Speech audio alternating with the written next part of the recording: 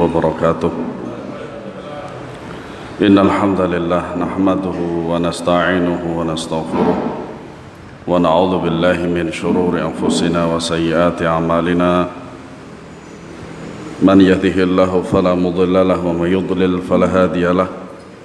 أشهد أن لا إله إلا الله وحده لا شريك له وأشهد أن محمدا عبده ورسوله.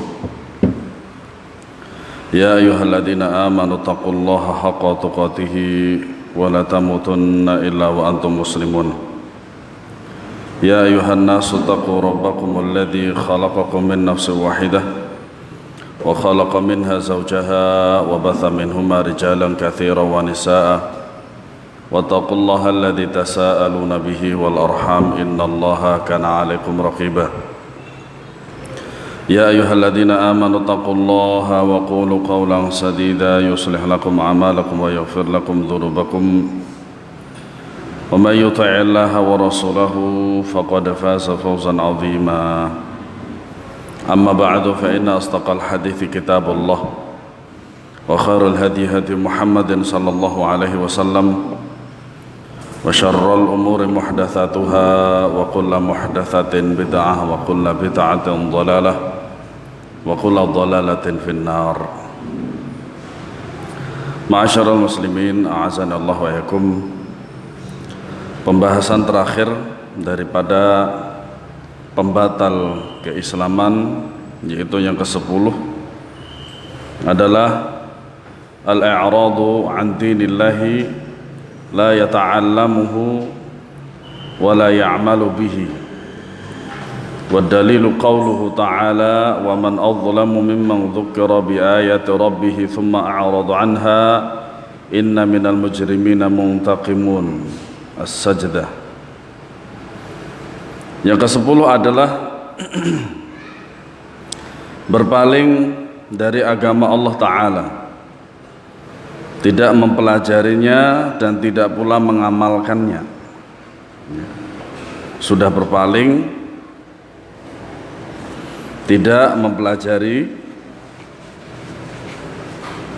dan bagaimana seorang dia tidak akan bisa mengamalkan ajaran Islam jikalau dia tidak belajar, tidak mempelajari Islam dari sumbernya, yaitu Al-Quran dan As-Sunnah, yaitu merupakan sumber utama dari ajaran-ajaran agama Islam.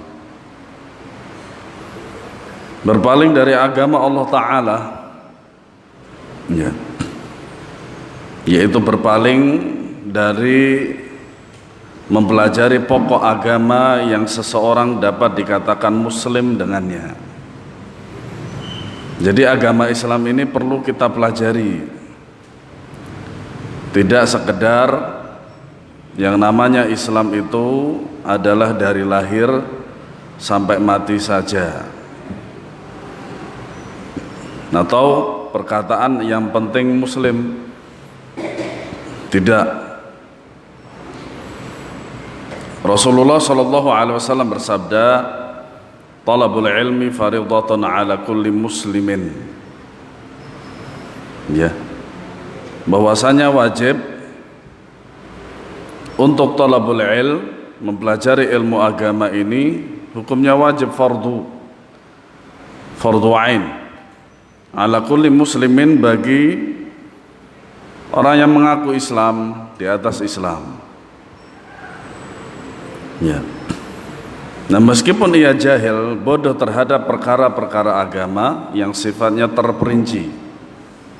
Jadi ada bagian-bagian yang secara global, ada juga yang secara terperinci. Nah, secara global maka tidak perlu dan tidak membutuhkan seorang alim untuk menjelaskannya. Seperti halnya sholat, kita tahu bahwasanya sholat itu adalah rukun Islam. Nah, untuk mengajak manusia, kaum muslimin untuk sholat itu tidak perlu seorang ustadz, seorang alim seorang syekh besar, tidak perlu. Kenapa demikian? Karena yang namanya Islam, rukun Islam itu diantaranya adalah salat itu, maka mereka semua tahu. Kenapa demikian? Karena sudah diajarkan ketika mereka kecil. Ya. Nah, ada perkara-perkara dalam agama Islam ini adalah perkara yang terperinci, membutuhkan ilmu-ilmu alat, pemahaman yang detail, yang baik, dan juga cara menjelaskan yang baik. Nah, inilah perlu seorang ahli ilmu di kalangan para syekh, para ustadz, dan para thulabul ilm. Nah, mempelajari ilmu syar'i di sini adalah salah satu bentuk daripada kepedulian kita terhadap agama kita sendiri. Bagaimana kita akan bisa menjalankan seluruh ajaran-ajaran agama Islam ini ya, kalau tanpa apa? Belajar. Tidak bisa. Terlebih lagi jikalau kita tidak mengenal sunnah, ya, maka sunnah dan Islam inilah yang selalu berjalan bersama, ya, selalu berjalan bersama. Sebagaimana kata Al-Imam Al-Barbahari rahimahullah, al-Islamu huwa sunnah wa sunnatu hiyal Islam. I'lamu annal Islama huwa sunnah wa sunnatu hiyal Islam. Ketahuilah bahwasanya Islam itu adalah sunnah dan sunnah itu adalah Islam. Dan sunnah yang dimaksud dalam ini adalah terminologi para ulama manhaj atau usul, atau ulama akidah, bukan ulama fikih. Ya, bukan ulama fikih. Kalau ulama fikih, yang namanya sunnah itu adalah mandub sunnah, yaitu apabila dikerjakan mendapat pahala, tidak dikerjakan tidak apa-apa. Bukan itu yang dimaksud.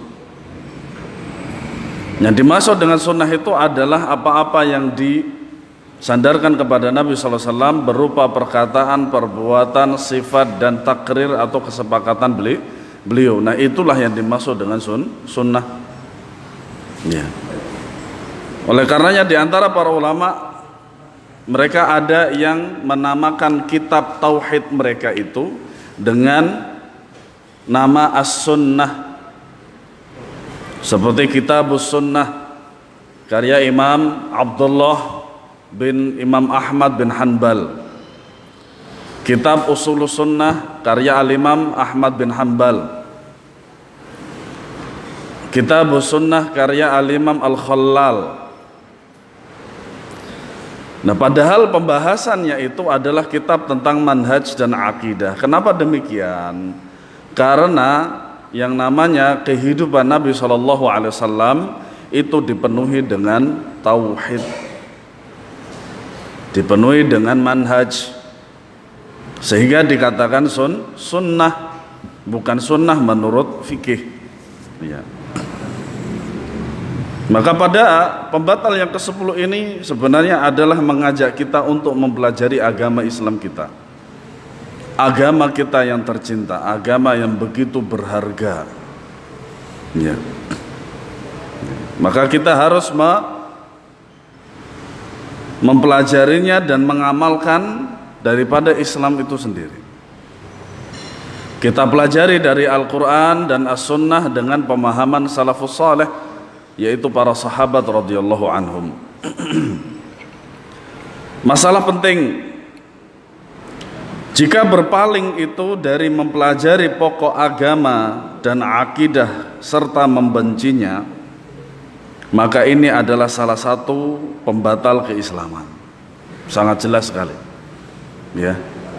Jika berpaling itu maksudnya adalah dari mempelajari pokok-pokok agama, usuluddin, ya, dan akidah, tidak mau mempelajari akidah, tidak mau mempelajari pokok-pokok agama, dan bahkan membenci daripada ilmu tersebut, maka ini adalah salah satu pembatal keislaman. Wal'iyadzubillah.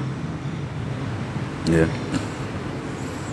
Adapun, nah ini para ulama Ahlus Sunnah wal Jamaah itu begitu terperincinya dalam menjelaskan masalah akidah dan hukum, sehingga apa? Tidak ada kata samar di situ. Sehingga kita bisa menyikapinya. Ketika kita mempelajari hukum-hukum dan bagaimana cara bersikap, maka kita akan bisa bersikap kepada orang lain. Itu pertama tadi. Yang kedua, adapun jika berpaling dari mempelajari rincian agama dan rincian hukum-hukum disebabkan kemalasan atau tidak meluangkan diri untuknya, maka ini adalah maksiat dan tidak dinilai sebagai salah satu pembatal keislaman. Ya. Dan ini sebesar-besar daripada kemaksiatan. Kenapa demikian? Karena apa? Kita dalam beribadah kepada Allah butuh yang namanya ilmu. Al-ilmu qabla al-qawli wal amal. Ilmu sebelum berbuat dan berkata. Nah, kalau berkata dan berbuat tanpa ilmu, nah inilah sebuah kesesatan yang nyata. Ya, makanya kita tidak boleh malas. Ijhad wala taksal wala taku ghafilan fanadamatul uqba liman yatakasal. Ijhad, bersungguh-sungguhlah, wala taksal, dan janganlah bermalas-malasan, wala taku ghafilan, dan janganlah menjadi orang yang lalai. Fanadamatul uqba, maka akibatnya adalah sebuah penyesalan liman yatakasal, bagi siapa saja yang malas. Dan perlu kita ketahui, ketika kita malas belajar, malas menghadiri majelis ilmu, ya, maka kita akan tertimpa yang namanya futur, ya, yaitu apa? Rasa kemalasan dalam menghadiri majelis ilmu, dalam mempelajari ilmu syar'i. Dan memang berat para jamaah rahimakumullah. Antum bayangkan, ya, seorang talibul ilm itu begitu berat hidupnya. Kenapa? Dia mempelajari sebaik-baik perkataan, yaitu kitabullah, dan sebaik-baik petunjuk, yaitu hadis atau hadun Nabi sallallahu alaihi wasallam, dengan pemahaman yang terbaik dari antara umat ini, yaitu para sahabat. Begitu beratnya, ya. Karena apa? Karena talibul ilm dalam mempelajari ilmu syar'i dari kitabullah dan sunnah Nabi SAW itu berat, sangat berat, dan butuh mujahadah, bersungguh-sungguh, ya. Terdapat sebuah cerita bahwasanya Jabir bin Abdullah dari Madinah ke Spanyol, ya, dari Madinah ke Spanyol berjalan kaki, mempelajari apa? Untuk mengambil satu hadis. Masya Allah, perjalanan 1 bulan. Kalau sekarang mudah, nggak ada 1 hari. Di Indonesia saja mungkin antara dari Cengkareng, ya, Bandara Soekarno Hatta, atau dari Juanda, itu kalau naik bis naik pesawat Saudi Airlines, entah itu jumbo atau yang kecil atau yang pertengahan, itu butuh waktu antara 9 sampai 10 jam di atas pesawat, di atas udara. Itu adalah alat transportasi pada masa sekarang itu, pada masa sekarang ini yang paling cepat. Waktu itu yang paling cepat adalah kuda dan unta. Tetapi beliau radhiyallahu anhu melakukan perjalanan dari Madinah ke Spanyol menemui Muhammad bin Uwais hanya untuk mengambil 1 hadis. Hanya untuk mengambil 1 hadis. Nah, pada zaman sekarang kita ilmu hadis sudah terbukukan. Kita tinggal mempelajarinya. Ustadzuna Abdul Hakim hafizahullah taala, beliau ya mengajarkan Sahih Bukhari selama 27 tahun kalau tidak salah, dari 92 tahun 92, dan kemarin baru terakhir tahun 2020 kalau tidak salah. Masya Allah, perjalanan menuntut ilmu tidaklah semudah membolak-balikkan tangan, dan mempelajari ilmu syar'i itu tidak semudah mempelajari ilmu umum. Makanya hukumnya bagaimana mempelajari ilmu umum, ya tidak dipuji dan tidak dicela.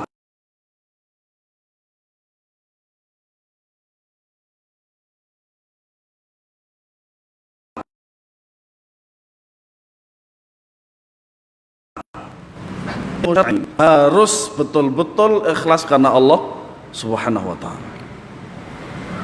Berkata Yahya bin Abi Katsir rahimahullah taala, lan tunalal ilma bi rahatil jasad. Ilmu syar'i itu dari Al-Qur'an dan sunnah Nabi sallallahu alaihi wasallam itu tidak didapat dengan badan yang santai. Dengan badan yang santai. Nabi sallallahu alaihi wasallam bersabda, al-ilmu bita'allum wal hilmu bitahallum. Ilmu itu dipelajari dengan ilmu itu haruslah didapatkan dengan cara dipelajari. Satu ayat, sabar, satu ayat, satu hadis, satu bab, kadang satu bab itu beberapa pertemuan dan lain sebagainya, sabar sekali. Dan memang tidak bisa yang namanya ilmu syar'i itu didapat dengan layah-layah. Antum sambil minum kopi atau mungkin ngerokok, tahu-tahu datang ilmu syar'i, enggak mungkin. Nah, kalau ada demikian, maka tidak perlu Nabi SAW itu belajar dengan malaikat Jibril 2 kali loh padahal. Gitu. Wal hilmu bitahallum, dan perasaan kasih sayang itu haruslah dibiasakan. Syukran. Begitu. Dan mempelajari ilmu syar'i itu tidak cukup setahun 2 tahun. Tidak cukup setahun 2 tahun. Bertahun-tahun, sampai kapan? Sampai mati. Ilmu syar'i itu, ilmu agama itu dipelajari sampai kapan? Sampai mati. Dan itu pun sedikit sekali apa yang kita dapatkan daripada ilmu. Kenapa demikian? Allah Ta'ala berfirman, wa ma utitum minal ilmi illa qalila. Dan tidaklah aku beri kalian dari sebuah ilmu kecuali sedikit sekali. Dan itu pun Masya Allah kita mendapati banyak para masyayikh yang begitu betul-betul memahami ilmu itu dengan terperinci. Nah, belum lagi ketika kita mendapati permasalahan yang di situ membutuhkan ilmu-ilmu yang sangat pelik. Makanya sering sekali saya mendengar sebuah cerita bahwasanya ketika orang Indonesia, orang-orang kita itu begitu semangatnya ingin belajar di Madinah. Dulu saya itu ada niatan untuk belajar di Universitas Islam Madinah. Jadi waktu itu tidak umroh, waktu itu saya tidak umroh, ya. Karena antara kota saya yang saya tempati Buraidah Al-Qasim dengan Madinah itu cuman 5 sampai 6 jam. Kita berangkat habis Isya itu mungkin sebelum subuh sudah sampai. Nah, waktu itu saya bertemu dengan Al-Ustadz Abdullah Zain hafizahullah taala, waktu itu masih menempuh S2. Saya sudah bertanya kepada beliau apa saja syarat-syaratnya dan lain sebagainya. Nah, kemudian ketika saya bertemu dengan para asatidzah, para ikhwah yang bermulazamah di ma'hadnya Syekh Muhammad bin Shalih Al-Utsaimin, kebetulan di kota beliau itu berada di timurnya kota yang saya tempati. Makanya Al-Qasim itu terkenal dengan kota santri, Buraidah. Banyak para masyayikh yang di Riyadh, di Makkah Al-Mukarramah atau di Madinah Al-Munawwarah An-Nabawiyah itu banyak sekali berasal dari Qasim. Syekh Fauzan itu dari Syamasiyah. Syamasiyah itu masih provinsi Al-Qasim. Syekh Abdurrahman As-Sudais itu juga dari Bukairiyah namanya, dan itu termasuk provinsi Al-Qasim. Syekh Abdurrahman Al-Barraq hafizahullah ta'ala juga dari Al-Qasim. Syekh Abdul Razak Al-Badr hafizahullah ta'ala itu juga dari Al-Qasim, namanya Zulfi bukan Zulfa. Kalau antum lihat biografinya beliau lahir di Zulfa, itu salah, nama itu salah, yang sahih Zulfi. Dia masuk dalam mentakah atau distrik namanya Mednab namanya. Dan Masya Allah, kita itu betul-betul sibuk dengan yang namanya menuntut ilmu syar'i, sehingga yang namanya fitnah fitnah ini dan itu antara asatidzah kita nggak pernah mendengar, sama sekali nggak pernah. Padahal di situ ada tokoh kesesatan. Yang saya pernah sekali bertemu dengan beliau selama waktu itu beliau di penjara di Saudi Arabia 9 tahun lamanya, dengan pemikiran beliau yang sesat menyesatkan. Padahal dia seorang alim di kota Buraidah. Nah ketika itu padahal saya sudah murasalah, ya, syarat-syarat saya itu memang belum terpenuhi. Paling tidak di situ sudah ada rekomendasinya dari murid dan menantunya Syekh Utsaimin, Syekh Sami Asghir, atau Syekh Sami Muhammad As-Saqir namanya. Dan beliau adalah fotokopinya Syekh Muhammad bin Shalih Al-Utsaimin. Jadi ketika beliau memberikan kajian yang semacam ini, kata-katanya, gayanya itu semuanya fotokopi Syekh Utsaimin rahimahullah.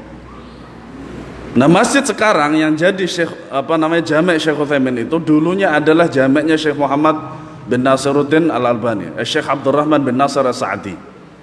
Yang kemudian ya Syekh Abdurrahman bin Nasir Sa'di dibangunkan masjid jami' yang lain, sehingga jami' tersebut dikenal dengan Jami' Syekh Utsaimin rahimahullah. Dan saya begitu tenangnya waktu itu, qadarullah, ketika saya mau izin kembali lagi ke sana sama mak saya, nggak boleh. Ya sudah. Belajar di mana saja, dan alhamdulillah saya bersyukur kepada Allah Subhanahu wa taala, dan saya berharap ini adalah lebih baik dari dunia dan seisinya, bisa bermajelis dengan Syekh Malik Husain Sya'ban. Ya, yang notabene-nya beliau adalah muridnya Syekh Al-Albani rahimahullah. Pertama kali saya bertemu dengan beliau, kedua kalinya saya meminta cerita dari beliau kapankah beliau itu bertemu dengan Syekh Al-Albani dan bermajelis menjadi muridnya, yaitu pada tahun 90-an, Masya Allah. Dan alhamdulillah kita para asatidzah di sana itu, alhamdulillah kita belajar dengan beliau hampir 2 tahun ya, 2 tahun, dan kita sudah menyelesaikan satu kitab, yaitu Al-Isbah karya Syekh Abdullah Al-Ubailan, dan alhamdulillah juga kita dipertemukan dengan Syekh Abdullah Al-Ubailan juga, Masya Allah, nikmat luar biasa. Itulah gambaran sedikit daripada menuntut ilmu.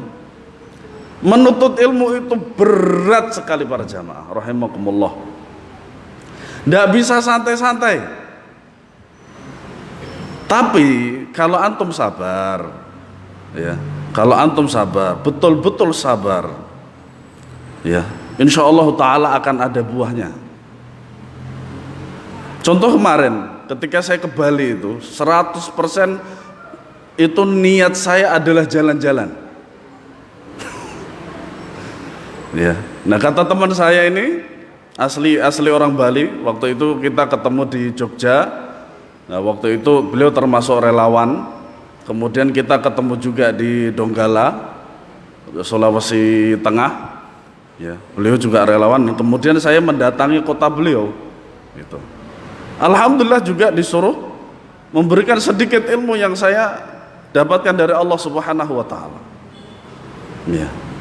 Dan yang perlu kita pahami juga bahwasanya ketika kita mempelajari Al-Qur'an dan sunnah Nabi SAW, terutama bagi kita yang belum mempunyai pekerjaan, jangan diniatkan untuk masalah perut. Ya.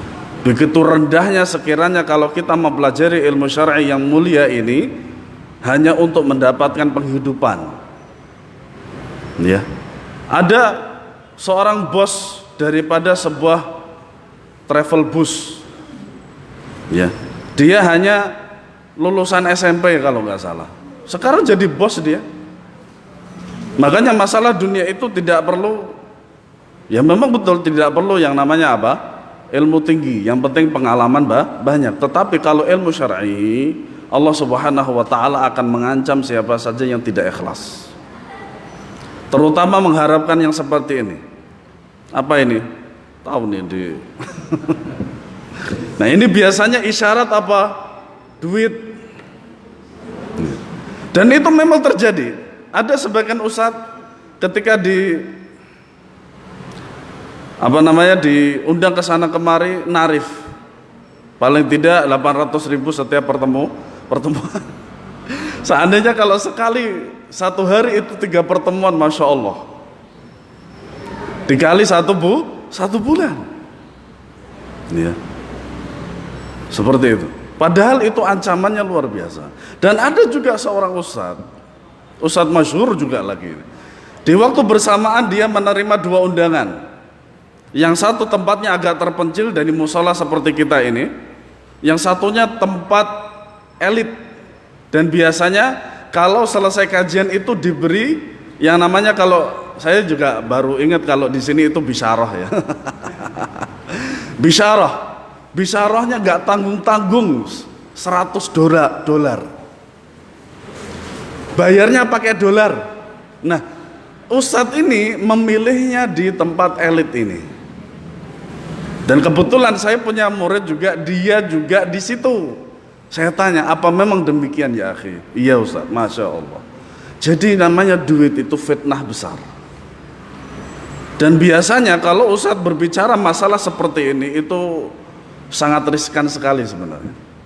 Karena apa? Apa yang dia ajarkan itu sebenarnya tidak sepadan apa yang telah dia dapatkan. Ya. Terlebih lagi ustadz-ustadz di pondok, setengah daripada kehidupan dia itu untuk ilmu. Ya. Makanya di sini kalau dia tidak ikhlas lillahi ta'ala, sia-sia sekali. Bahkan bisa jadi yang datang itu hanya sekedar mendengar saja dan tidak bermanfaat sama sekali. Walayadzubillah. Nah, itu makanya apa? Harus betul-betul ikhlas dalam menuntut ilmu, belajar. Dan banyak sekali ya pada zaman kita sekarang, pada zaman corona ini, betapa banyaknya di antara teman-teman kita, entah di sini, ya di depan saya di majelis ilmu di Jakarta sana juga sama. Mereteli satu persatu. Futur. Ya karena memang tidak mudah, berat. Saya sendiri saja walaupun berat tetap demikian, alhamdulillah Allah Subhanahu wa taala masih mengistiqomahkan saya di dalam ilmu. Ya. Dan bahkan saya kadang ada salah satu murid saya, dia keponakannya Ustadz Subhan Bawazir. Beliau sekarang di Yordania. Saya bilang saya iri sama antum ya akhi. Saya pengen ke sana. Saya pengen belajar lagi seperti itu. Tapi nikmat para jamaah, mempelajari ilmu syar'i itu kalau betul-betul ikhlas, masya Allah, nikmat luar biasa, lebih baik dari dunia dan seisinya. Nah, terlebih lagi jikalau yang kita pelajari adalah pokok-pokok agama, ya. Masa kita masuk ke WC saja itu kita pelajari, masa masalah akidah dan manhaj itu tidak kita pelajari? Jadinya jompling istilahnya gitu. Ya. Kita lanjutkan dari buku kita halaman 51.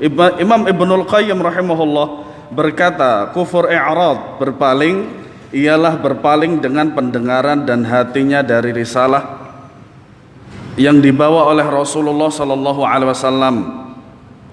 Ia tidak membenarkannya dari apa yang dibenarkan oleh Rasulullah sallallahu alaihi wasallam, dan tidak mendustakan dari apa yang didustakan oleh Rasulullah sallallahu alaihi wasallam, dan tidak mencintainya dari apa yang dicintai oleh Rasulullah sallallahu alaihi wasallam, dan tidak memusuhi dari apa yang dimusuhi oleh Rasulullah sallallahu alaihi wasallam, serta tidak mau mendengarkan apa yang dibawa sama sekali.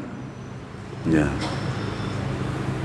Nah, kalau kita merenungkan dengan sebaik-baiknya, setiap pembatal yang kita bahas ini, para masyayikh, para ulama ahlu sunnah wal jamaah telah menjelaskannya secara terperinci. Ya. Jadi tidak benar sekiranya salafi itu Yang bermandat salaf itu mudah mengkafirkan dan mudah membid'ahkan, tidak sama sekali. Itu hanya hawa nafsu mereka saja mengatakan demikian. Ketika kita mempelajari, ketika kita menjelaskan tentang hal tersebut, maka jelaskanlah pada mereka bahwasanya kita itu begitu menyayangi mereka. Kita mencintai mereka karena Allah. Ya, dan kita memperingatkan mereka tentang kekufuran ini, pembatal-pembatal ini dan bid'ah, bukan memvonis. Makanya apa? Kita mengajak mereka itu untuk apa? Untuk mempelajari agama Islam ini. Ya. Allah Subhanahu wa taala berfirman, walladzina kafaru amma unziru mu'ridun. Ya, kalau di buku kita sudah habis ya, saya tambahin dari artikel yang lain dari Ustadz Yazid hafizahullah taala. Dan orang-orang kafir, yang kafir berpaling dari apa yang diperingatkan kepada mereka. Nah, ini dalilnya. Orang-orang yang berpaling dari peringatan Allah Subhanahu wa taala, mereka adalah orang-orang kafir. Terlebih lagi, mereka berpalingnya adalah tidak mau sama sekali mempelajari kitab Allah dan sunnah Nabi sallallahu alaihi wasallam. Ya. Allah Subhanahu wa taala berfirman dalam surat As-Sajdah ayat 22. Wa man adlamu mimman dzukira bi ayati rabbih tsumma a'rada 'anha inna minal mujrimina muntaqimun. Dan siapakah yang lebih zalim daripada orang yang telah diperingatkan dengan ayat-ayat Rabb-nya kemudian ia berpaling daripadanya, sesungguhnya kami akan memberikan pembalasan kepada orang-orang yang berdosa. Ya. Kemudian firman Allah Subhanahu wa taala pada surat Thaha ayat 124. Wa man a'rada 'an dzikri fa inna lahu ma'isyatan dhanka wa nahsyuruhu yaumal qiyamati a'ma. Dan barang siapa yang berpaling dari peringatanku, maka sesungguhnya baginya penghidupan yang sempit dan kami akan menghimpunkannya pada hari kiamat dalam keadaan buta. Ya. Inilah ancaman, ayat ini ancaman. Ancaman bagi siapa saja yang tidak mau mempelajari Islam, ya, tidak mau mempelajari Al-Quran dan Sunnah Nabi SAW. Al-Allamah Al-Syeikh Abdul Aziz bin Abdullah Al-Syeikh ketika memulai syarah Nawaqidul Islam, beliau berkata, setiap muslim harus mengetahui bahwa membicarakan pembatal keislaman dan hal-hal yang menyebabkan kufur dan kesesatan termasuk dari perkara-perkara yang besar dan penting yang harus dijalani sesuai dengan Al-Quran dan Sunnah. Tidak boleh berbicara tentang takfir dengan mengikuti hawa nafsu dan syahwat, karena bahayanya sangatlah besar. Betapa besar pengaruhnya bagi orang-orang yang sangat mudah mengkafirkan seseorang tanpa ilmu, yang sangat mudah membid'ahkan segala sesuatu itu tanpa ilmu. Ya. Makanya yang perlu kita pelajari adalah apa? Ilmu untuk penguat kita sendiri. Itu yang lebih penting. Makanya apa? Di dalam kitab Usul Tsalatsa, Syekh Muhammad At-Tamimi rahimahullah mengatakan bahwasanya yang wajib bagi kita itu mempelajari 4 perkara. Yang pertama apa? Ilmui dulu kita. Jadikan kita itu berbobot dengan adanya ilmu syar'i. Pelajari terus menerus yang namanya ilmu syar'i. Syekh Muhammad bin Shalih Al-Utsaimin, beliau itu tidur hanya 4 jam. Hanya 4 jam. Selebihnya apa? Untuk menuntut ilmu. Syekh Ali Hasan Al-Halabi rahimahullah ta'ala, beliau itu di maktabah selama 15 jam. Tidak keluar dari maktabah kecuali untuk memberikan kajian, sholat, ya, menunaikan hajat-hajat beliau, seperti misalkan ke pasar beli belanja untuk istrinya dan lain sebagainya. Nah, kalau tidak ada kegiatan di luar, maka beliau begitu betahnya di maktabah sampai 15 jam. Makanya ketika beliau rahimahullah ta'ala wafat, itu ada sekitar 5.000 kardus catatan beliau yang belum terbukukan. Padahal buku-buku beliau, entah itu tulisan asli beliau atau tahqiq, yaitu penelitian buku-buku yang kemudian dicetak ulang lagi, itu sekitar 280 kitab. Dan umur beliau ketika beliau wafat itu belum nyampe 60 tahun, 59 tahun. Masya Allah, begitu berharganya waktu beliau dan umur beliau. Luar biasa. Dan kita semuanya kehilangan atas kematian beliau. Ya. Sesungguhnya seorang muslim tidak boleh dikafirkan dan dihukumi sebagai kafir kecuali sudah ditegakkan dalil syar'i dari Al-Quran dan Sunnah Nabi SAW. Sebab jika tidak demikian orang akan mudah mengkafirkan manusia fulan dan menghukuminya dengan kafir fasik dengan mengikuti hawa nafsu dan apa yang diinginkan oleh hatinya. Sesungguhnya yang demikian termasuk perkara yang diharamkan. Allah Subhanahu wa taala berfirman, "Fadlan minallahi wa ni'mah wallahu alimun hakim." Sebagai karunia dan nikmat Allah, dan Allah Maha mengetahui lagi Maha bijaksana. Artinya apa? Seorang ketika Allah beri petunjuk dia untuk mau berada di majelis ilmu dan hadir di majelis ilmu, maka itu dia merupakan dapat karunia dan nikmat dari Allah. Maka berbahagialah. Berbahagialah. Ya. Makanya kadang ada sebagian orang yang sangat longgar sekali, yaitu pada hari-hari tertentu dan pada waktu-waktu tertentu, dan kemudian di situ ada majelis ilmu dan dia tidak mau menghadiri, dia sangatlah rugi. Maka wajib bagi setiap muslim untuk berhati-hati, tidak boleh melafadzkan ucapan atau menuduh seseorang dengan kafir atau fasik kecuali apa yang ada dalilnya dari Al-Quran dan As-Sunnah. Sesungguhnya perkara takfir menghukumi seorang sebagai kafir dan tafsik menghukumi seorang sebagai fasik telah banyak membuat orang tergelincir dan mengikuti pemahaman yang sesat, dan itu nyata sekali para jamaah. Sesungguhnya ada sebagian hamba Allah yang dengan mudahnya mengkafirkan kaum muslimin hanya dengan suatu perbuatan dosa yang mereka lakukan atau kesalahan yang mereka terjatuh padanya. Maka pemahaman takfir ini membuat mereka sesat dan keluar dari jalan yang lurus. Ya. Al-Imam Asy-Syaukani rahimahullah, Muhammad bin Ali Asy-Syaukani berkata, menghukumi seorang muslim keluar dari agama Islam dan masuk dalam kekufuran tidak layak dilakukan oleh seorang muslim yang beriman kepada Allah dan hari akhir, melainkan dengan bukti dan keterangan yang sangat jelas, lebih jelas daripada terangnya sinar matahari di siang hari. Karena sesungguhnya telah ada hadis-hadis yang sahih yang diriwayatkan dari beberapa sahabat bahwa apabila seorang berkata kepada saudaranya, wahai kafir, maka ucapan itu akan kembali kepada salah seorang dari keduanya. Nah, ini sahih. Ya. Pada lafaz lain dalam Sahihul Bukhari dan Sahih Muslim, dan selain keduanya disebutkan, barang siapa yang memanggil seorang dengan kekufuran, ya, atau berkata musuh Allah, padahal ia tidak demikian, maka akan kembali kepadanya. Maka kita harus betul-betul berhati-hati.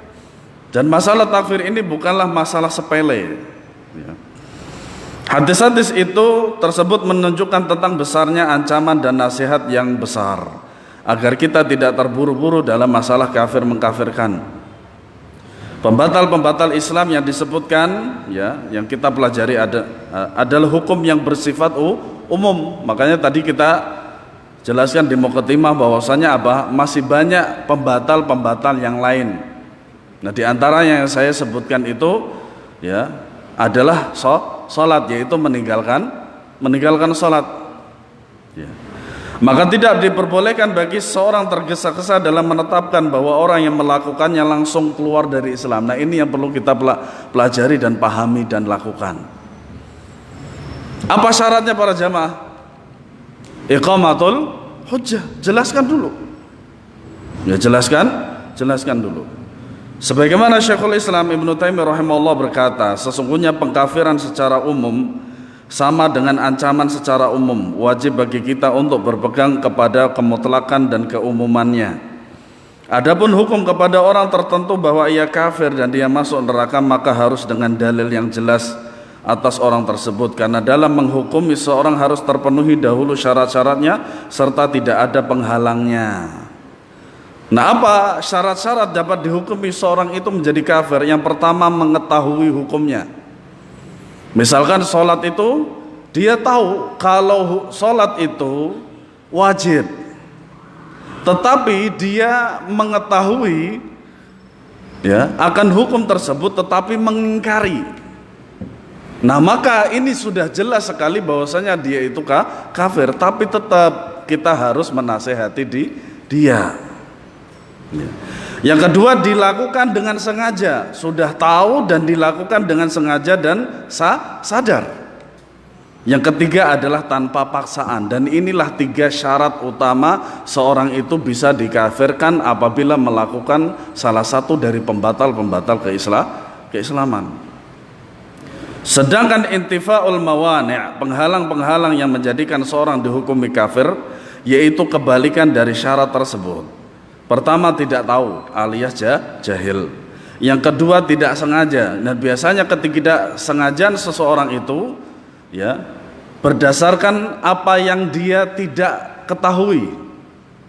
Dan kesengajaan seseorang itu juga disesuaikan atau didasarkan karena dia itu tak tahu. Ya. Kemudian yang ketiga adalah karena dipaksa. Ya. Nah, ini adalah intifa atau penghalang-penghalang seorang itu dihukumi kafir.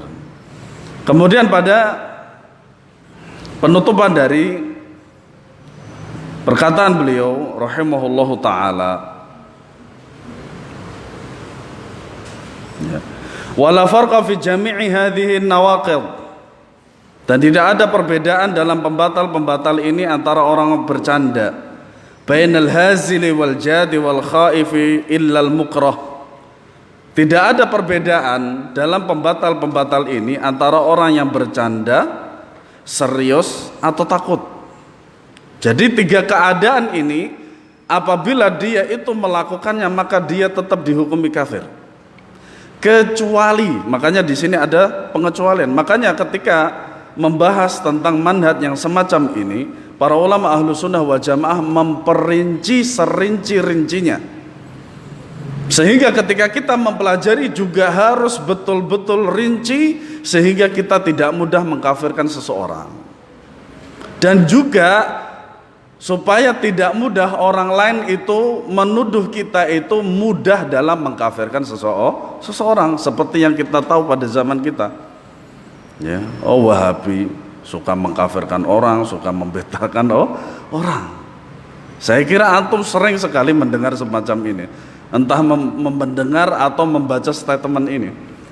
Ya, makanya antum harus menjelaskan secara detail ya keadaan-keadaan orang yang telah melakukan pembatal Islam. Wa kulluha min a'zami